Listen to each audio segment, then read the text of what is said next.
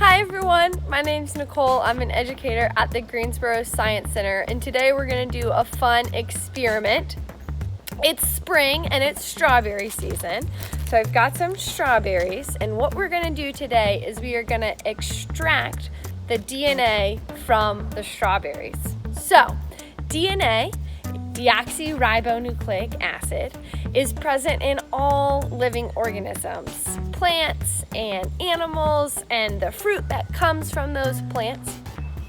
And strawberries are really cool for extracting DNA and really easy to see because they, one, are really easy to mush up to get access to the DNA, but they also have 8 copies of each chromosome. That's where the DNA is held, and we only have 2 copies per chromosome. So the strawberries have just a lot more DNA than we do.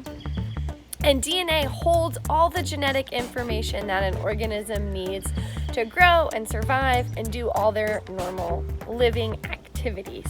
So the things you're going to need today, you're going to need a strawberry and a Ziploc bag, some salt, some dish soap, 6 tablespoons of water,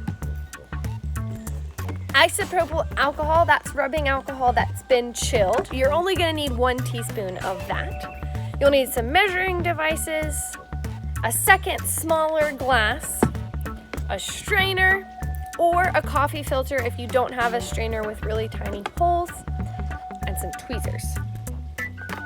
So, the first thing that we are going to do, we're going to take our 6 tablespoons of water, and we are going to add 2 teaspoons of liquid dish soap. Now you can use any kind of liquid dish soap that you have, and then we'll stir that up a little bit. And then you need a 1/4 teaspoon of salt, and we're going to add that. This is what's known as our extraction mixture. So this is going to help, the soap and the salt are both going to help the strawberry release its DNA from inside of its cells.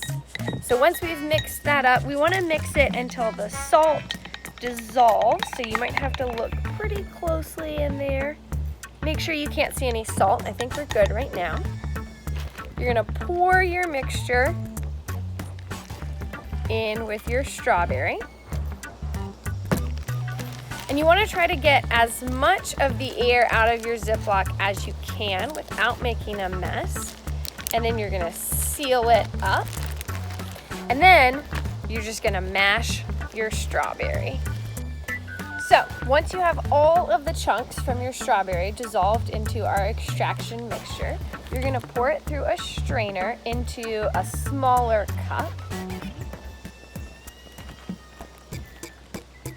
And then you might have to mash some of those bits in.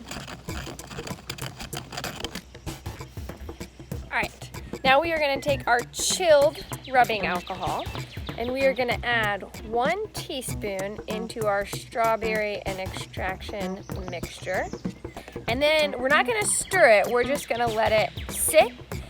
And the strawberry, the DNA, is not going to be able to mix with the rubbing alcohol, and so as it sits in here, that DNA is going to separate and it'll form a layer up at the top, and then we're going to try to wait for that, and then we'll pull it out with some tweezers. Alright, so we've let our alcohol sit for a minute, and you can see right here this layer that has separated. That is our strawberry DNA. So you can see down here where it's a little darker, and then you've got our line of suds at the top, and right in between those is our layer of DNA. So I'm going to try to pull it out with some tweezers. So I was not able to use the tweezers to pick up any of the DNA, but if you have a toothpick or a skewer like this, you can kind of use that and kind of skim off the top and see some of that DNA as well. Thank you so much for joining me in our experiment today. Have fun trying it at home, and have a good day. Bye.